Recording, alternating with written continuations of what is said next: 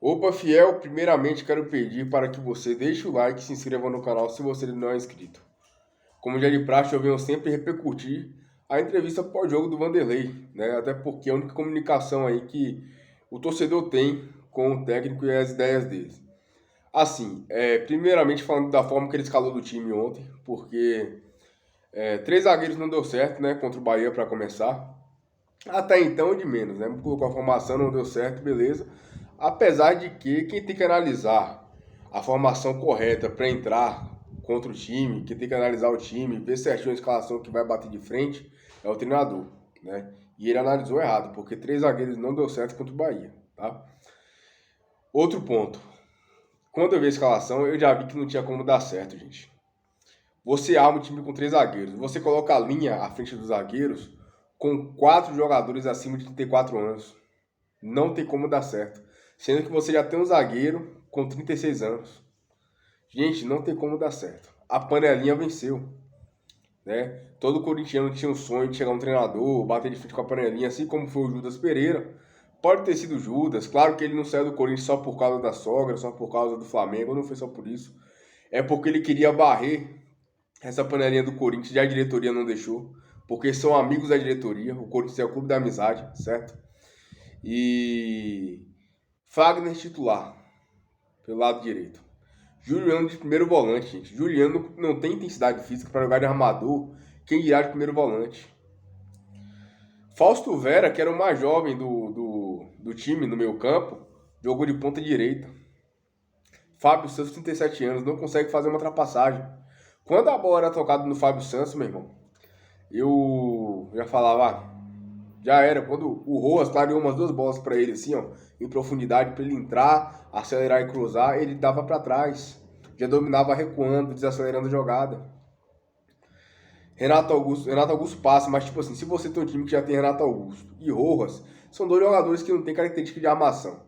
Aí você coloca para jogar ali no meio campo, Fagner, de ala, né? Fábio Santos de ala e Juliano para marcar, não tem como dar certo. E ainda mais depois que eu vi a entrevista do Vanderlei, onde ele disse que o principal ponto dele colocar o time dessa forma no primeiro tempo era para marcar, era para ser defensivo. Cara, que burrice, velho. Como que o time vai ser defensivo com jogadores que não têm característica de armação? Não dá, gente. É a mesma coisa que eu pegar o Uri Alberto, colocar o Uri Alberto de volante e falar, tô sendo defensivo. Não tá. Cara, é assim um absurdo. E a não ser que a ideia dele fosse o Corinthians tocar a bola no meio campo ali e ter o controle do jogo. Mas não foi esse. Era se retrair e o Bahia deixar o Bahia jogar, assim como o Bahia amassou o Corinthians no primeiro tempo. Então, quando o Luxemburgo diz na entrevista que a ideia era se defender, cara, não dá, velho. Não dá, não tem lógica. Você querer se defender com quatro jogadores acima de 34 anos no meu campo. Não tem que se defenda, tá? Você vai desgastar eles, assim como ele colocou o Renato Augusto de ponta esquerda. Quando eu vi o Renato Augusto de ponta esquerda, eu falei, vai machucar o Renato. Vai machucar o Renato. E o Renato saiu mancando do jogo. O Rojas saiu com torção no tornozelo, né? O Luxemburgo espera os caras se esfalerarem em campo. Porque não substituiu o cara. E o pior, que o Rojas sentiu o tornozelo, tentou voltar pro jogo. Se é qualquer outro treinador com juízo, fala terça-feira tem jogo, Rojas sentiu o tornozelo, já sai logo. Deixou o Rojas tentar voltar. E ele saiu logo em seguida de maca porque não aguentou. Né? O Renato Augusto teve que mancar para sair, enfim, é um absurdo. Aí o Luxemburgo na entrevista continua sendo advogado de medalhão que não joga nada. A panelinha venceu. Né? Infelizmente, a principal virtude do Vanderlei que eu achei que fosse essa questão dele bater de frente com os caras, dele não dar moleza, assim como todo mundo fala do Vanderlei, né? A galera das antigas que foi treinada por ele, por aí vai. Mas não tá acontecendo isso. O Vanderlei foi dominado pela panela. O Gil falhou contra o América Mineiro no jogo de ida, contra o América Mineiro no jogo de volta, falhou contra o Bragantino, falhou contra o Cuiabá, que ele não subiu. Isso daí só que eu tô lembrando agora aqui, ó, que ele não subiu de cabeça, o Davidson subiu e toma. Então, assim, como que não vai criticar um cara que tá jogando tão mal, que tá falhando tanto, tá prejudicando tanta equipe, e ele vai como advogado do Gil, gente? Cara, é assim, Infelizmente o Corinthians está jogado das traças. Porque de tática o Vanderlei a gente sabe que ele está ultrapassado. De tática, que ele está ultrapassado. Em relação a ideias dele, por ele ser teimoso, ele vê a coisa dando errado, ele, em vez de mudar, continua no erro.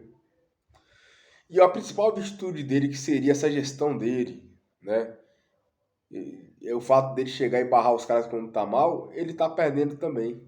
Colocou todo o bando de velho para jogar lá, machucou o Renato marcando de ponta esquerda, Juliano não marca ninguém, os caras estavam entrando no miolo da defesa do Corinthians igual faca na manteiga.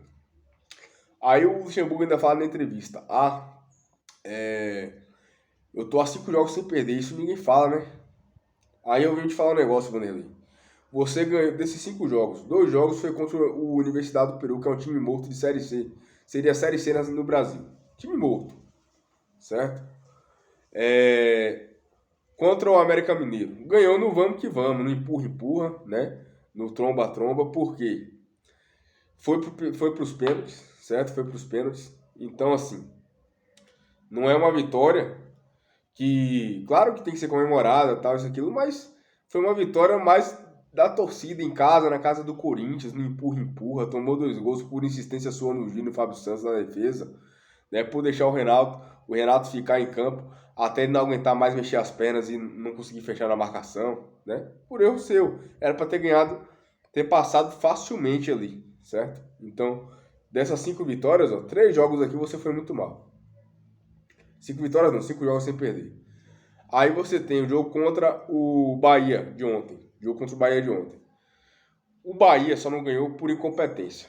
O Bahia teve várias chances de fazer o gol. O Corinthians não fez uma triangulação, não fez uma jogada.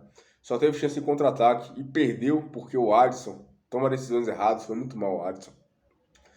Só um jogo que você se salva, que é contra o Atlético Mineiro. Que foi aquele jogo na casa dos caras que você armou o time fechadinho. Insistiu no Gino e no Fábio Santos, quase que eles entregam a rapadura. Todo mundo estava passando pelo Fábio Santos como queria, só acho que o Hulk não estava em campo. Então, o único que você se salva minimamente é esse jogo contra o Atlético Mineiro. O resto, meu irmão, desses 5 jogos, foi tudo no empurra, ou na torcida, ou na sorte, certo? E eu não sei até quando a sorte vai estar do nosso lado, porque era para sair com a derrota ontem. Né? E agora, também por incompetência sua, ao meu ver, coloquei 3 dias antes do jogo contra o São Paulo, jogo decisivo, jogo do ano, você colocar Rojas, Renato Augusto titular e deixar até o segundo tempo, não tirar o intervalo pelo menos, aí eu achei um absurdo. E você vai ser um Rojas, não, teoricamente vai ser um Rojas, porque saiu com entorse no tornozelo, tentou voltar, não conseguiu. Não sei se em 3 dias ele vai recuperar, né? Só se jogar no sacrifício. Você vai ser um Moscardo, que tem um problema de apendicite, e você e o Renato Augusto saiu mancando. Não sei como é que tá a parte física dele. Então, tudo por sua conta e risco, né? Colocou em risco a Copa do Brasil e vamos ver no que vai dar. Se inscreva no canal se você não é inscrito, deixa o like para fortalecer e vai Corinthians.